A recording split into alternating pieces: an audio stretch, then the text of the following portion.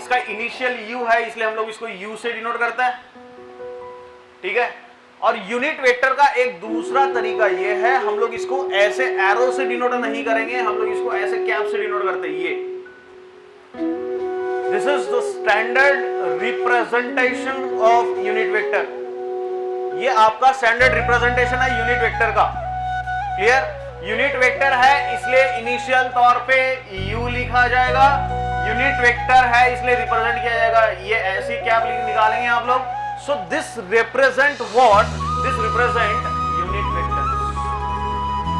ये रिप्रेजेंट क्या करेगा आपका? यूनिट वेक्टर, ठीक है। अब इसके स्टैंडर्ड डेफिनेशन, उसके स्टैंडर्ड कांसेप्ट के तरफ हम लोग थोड़ी देर के बाद में जाएंगे। पहले इसके बेसिक कांसेप्ट के बारे में बात करते हैं। क्या पहला चीज समझ में आ गया? दिस यूनिट वेक्टर है इसलिए u से डिनोट करें।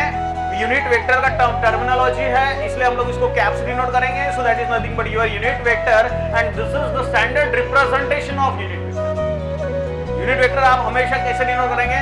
यूनिट और ऊपर कैप, मतलब u और ऊपर लगाएंगे हम लोग कैप, इट्स नॉट एरो, ठीक है। हाँ, अब इसका फॉर्मूला क्या होगा? अच्छे से समझो इसको। अब इसका फॉर्मूला कैसे डिटरमाइन करते हैं? मान के चलो कि हम लोग अभी मान के चलो कि मेरे पास में a वेक्टर पहला वेक्टर है। If this is a vector is my first vector, तो इसका अगर मेरे को यूनिट वेक्टर कैलकुलेट करना है, अगर मेरे को इसका यूनिट वेक्टर कैलकुलेट करना है तो इसका इक्वेशन क्या बनेगा, इसका फॉर्मूला क्या बनेगा? इसका फॉर्मूला हमेशा के लिए देखो क्या रहेगा, unit vector E is equal to, जो वेक्टर आपको दिया जाएगा वो रहेगा तुम्हारा न्यूमरेटर में, मतलब आपका a वेक्टर आ गया तुम्हारा न्यूमरेटर में, और न्यूमरेटर में आने के बाद में जो डिनोमिनेटर में आएगा, ये डिनोमिनेटर में इसका मैग्नीट्यूड फॉर्म होगा।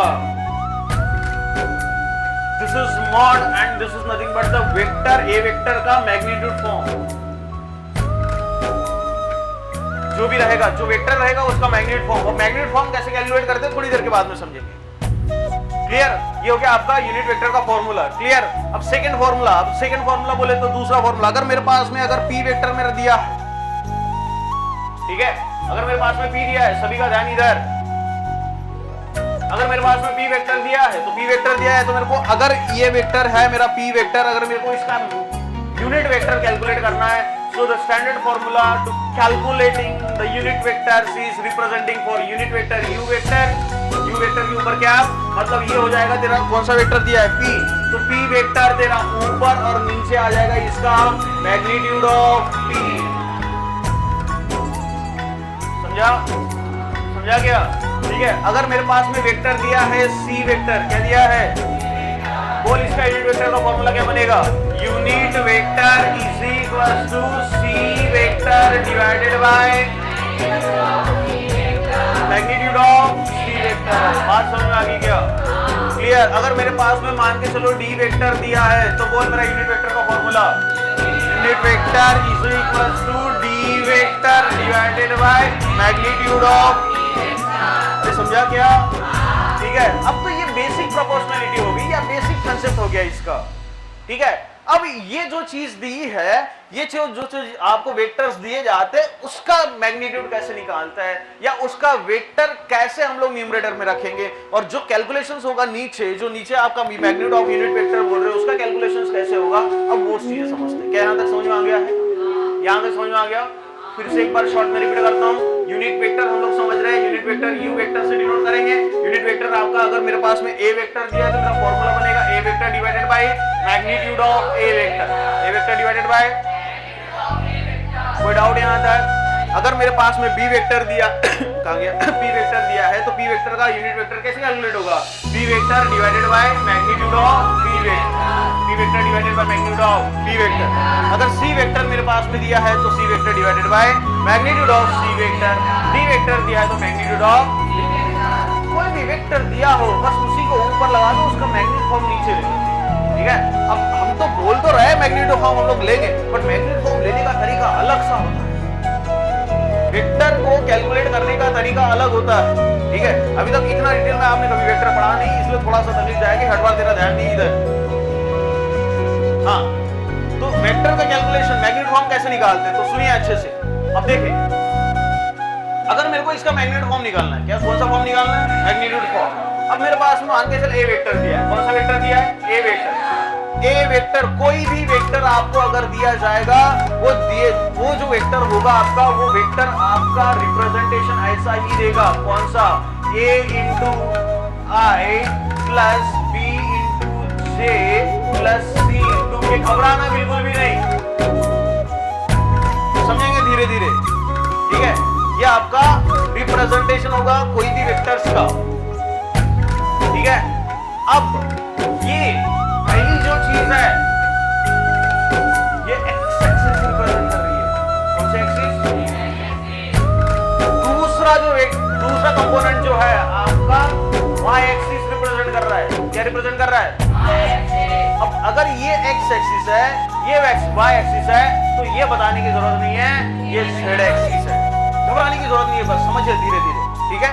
ये पहली बार आप समझ रहे हो तो इसलिए थोड़ा सा आपको तकलीफ जा रही है, ठीक है ना। बट जिस समय हम लोग यूज्ड टू हो जाएंगे, रेगुलर हो जाएंगे, तो आपको ये भी पता चल जाएगा, ठीक है। Now see again, this is the representation of given vector, representation है गिवन वेक्टर का। और अब ए बी सी, ये जो ए बी सी है, ये ए बी सी कोई भी इंटीजर क्या आ जाए भाई, इसे कोई भी न्यूमेरिकल वैल्यू हो सकता है, और कोई भी न्यूमेरिकल वैल्यू है तो इसके साथ में लगा है आई कंपोनेंट, तो आई कंपोनेंट रिप्रेजेंट करता है आपका एक्स एक्सिस, जे रिप्रेजेंट करेगा आपका वाई एक्सिस, और आपका के रिप्रेजेंट करेगा आपका जेड एक्सिस, ठीक है सर, क्लियर हो गया। Where a b and c are any integer, कोई भी इंटीजर हो सकता है या कोई भी कांस्टेंट वैल्यू हो सकता है, 1 से लेकर के इंफिनिटी तक, इनके बीच में कोई भी वैल्यू हो तो उसको कोई फर्क नहीं पड़ता। अगर उनके बीच में वैल्यू आ जाती है तो ये आपका ए बी सी रिप्रेजेंट करेगा। एग्जांपल के तौर पर अगर मेरा मान के चल a का वैल्यू 10 है, ठीक है, तो मेरा a वेक्टर ले लूं, ठीक है, 10 है मेरा, ठीक है, तो 10 i हो जाएगा, क्लियर। और मेरा b का वैल्यू मान लीजिए 20 है, 20 j हो जाएगा, ठीक है। और मेरा k का वैल्यू मान लीजिए 30 है, तो दैट इज 30। समझा क्या, अरे समझा क्या। सो ये जो टर्म्स है मेरी, ये जो पहली टर्म्स है, so this first term represent what, x axis, मतलब ये कंपोनेंट कहां है, x एक्सिस पे, कौन से एक्सिस पे। अब देख, मैं कार्टेशियन कोऑर्डिनेट सिस्टम हम लोग पहले से पढ़ते आ रहे हैं, तो कार्टेशियन कोऑर्डिनेट ये क्या मेरा एक्स एक्सिस, क्या ये मेरा वाई एक्सिस, क्या मैं इधर जेड एक्सिस पे, अरे है क्या ऐसे। तो ये 10 i का मतलब क्या हुआ कि यहाँ कहीं ना कहीं इसका पॉइंट होगा, तो ये रिप्रेजेंट करेगा दिस इज 10i। बोल नहीं समझा, समझा क्या, ठीक है। Now this is 20j, so it is 20j, so it is कहीं ना कहीं पॉइंट होगा जो रिप्रेजेंट क्या करेगा 20 वाई एक्सिस, समझा, clear. And this is what 30k, it means that कि ये कहीं ना कहीं z एक्सिस होगा, तो कहीं ना कहीं 30 और ये j होगा एंड रिप्रेजेंटिंग z एक्सिस। बोल समझा क्या, 30, ठीक है।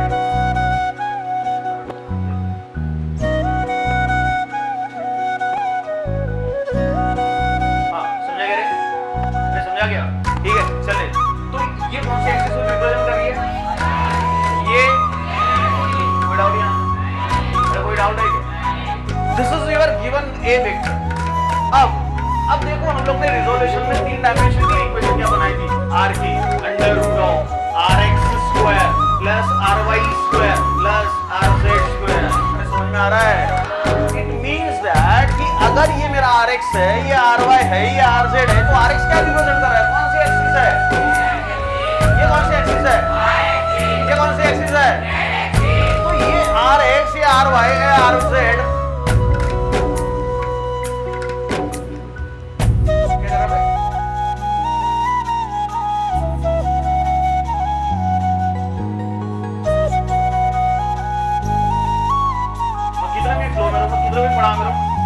मेरा ध्यान तुम्हारे ऊपर पूरा का पूरा फोकस है,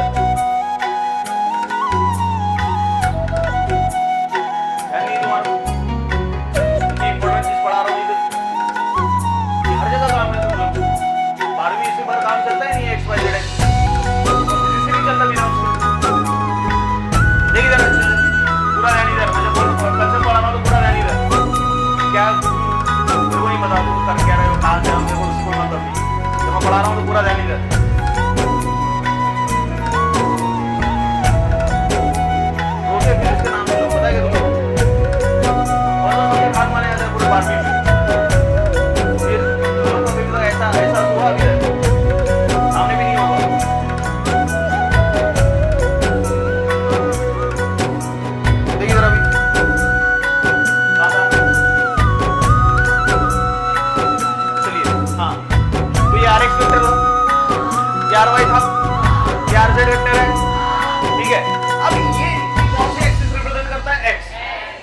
भाई, ये कोई डाउट? ठीक है। अच्छा, तू ये कंपोनेंट को इस वेक्टर के साथ में जोड़, तो ए का वैल्यू rx है। ए का वैल्यू क्या है? बी का वैल्यू, सी का वैल्यू, समझा क्या? और ये इक्वेशन का नाम देख, हम लोग ने मैग्नीट्यूड फॉर्म बोला है क्या? और नीचे देख हम लोग कौन सा फॉर्म बोल रहे हैं इसको? Magnitude form. कौन सा फॉर्म बोल रहे हैं? अगर मेरे को इसका मैग्नीट्यूड फॉर्म, अगर मेरे को इसका यूनिट वेक्टर कैलकुलेट करना है, so the unit vector of this given vector is unit vector रहेगा u इज इक्वल टू, अगर मेरे को ऐसा वेक्टर जो जिसका मैग्नीट्यूड क्या हो? सिंगल। इसका मैग्नीट्यूड क्या हो? The vector having single magnitude, the vector having